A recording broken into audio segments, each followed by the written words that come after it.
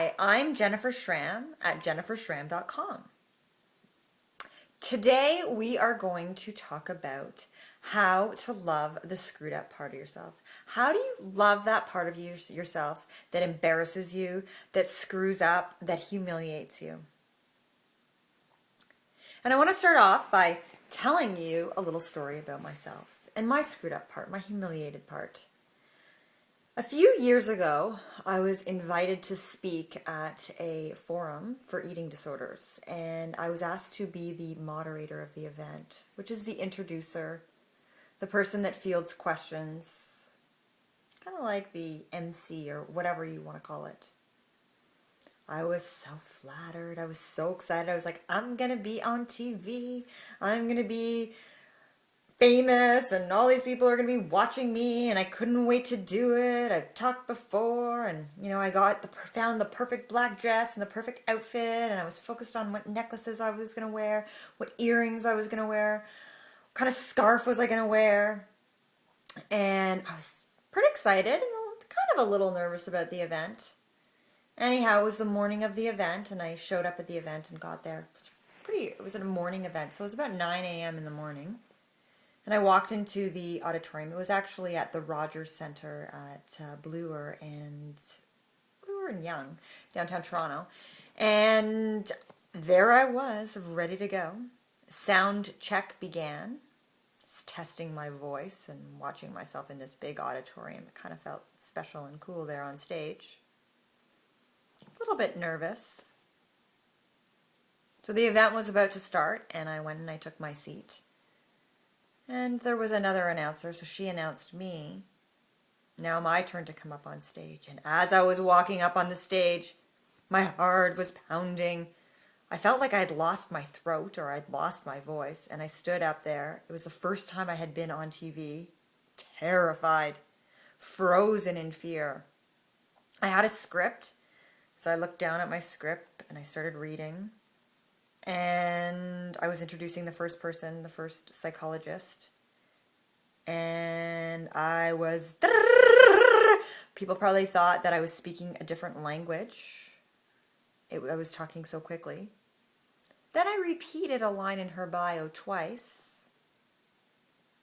And then she came on and I went back to my seat, gasping for air, humiliated, embarrassed, knowing that this little presentation or this forum was going to play on the cable channel for the whole year for everyone to see, and I was this idiot that stood up there and couldn't even introduce. The forum went on and it came to a point where it was question and answer time, and my job was to field the questions. So people in the audience would ask a question to me, and then I would repeat the question to the presenters. They would answer it directly back to the audience. This was for we wanted the participants to feel that they were anonymous. So we were going to cut out what they said. So the first question came in and I made a huge deal of they had to ask me the question and I had to repeat the question. And I couldn't even hear the question because I was so nervous. My head was spinning and I was like, oh my God. So I couldn't even repeat the question.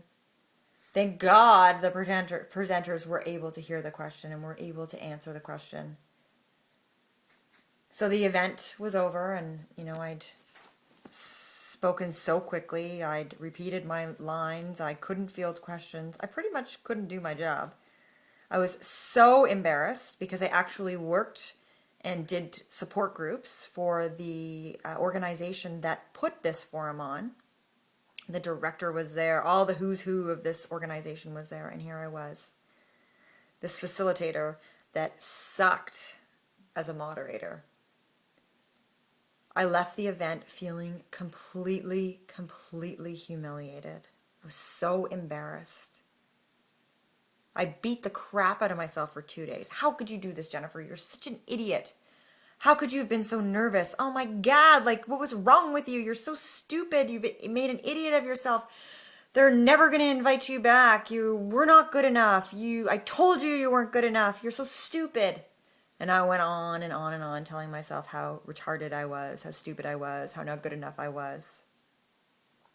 And then about 2 days later, after this beating, this crucifixion, all of a sudden I had a thought that came to my mind. And the thought was, I think that little part of me that was embarrassed or that humiliated myself and that feels really stupid, I think that little part of me needs some TLC, some serious TLC. So I began telling myself that it was okay, that I would do better next time. At least I tried. I couldn't have done any differently next time. Next time I'm going to make sure that you're loved and supported, and perhaps you need a TV coach or something so that you'll feel more comfortable when you're on stage. So I decided to support myself rather than crucify myself. And probably if I had continued to crucify myself, I never would have done another event again. I never would have got up on stage again. I never would have wanted to do a TV show right now again. I probably never would be making this video. So this week, my challenge to you is to look at your life and where are you beating yourself up for something? Beating the crap out of yourself for something. I want you to find this place, and then I want you to start looking at, what did you learn from this?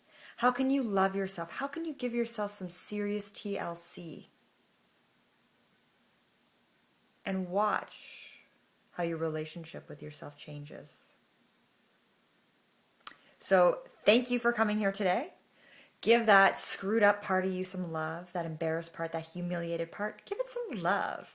Do the opposite of what you would normally do. And instead of, giving it a punch in the face, give it a spoonful of love. And then another spoonful of love.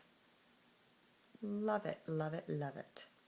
Thank you so much for coming to jenniferschreiam.com. If you like this, like it. And pass it along to all your friends if you got any value out of it. And thank you for joining us today. Have a great week.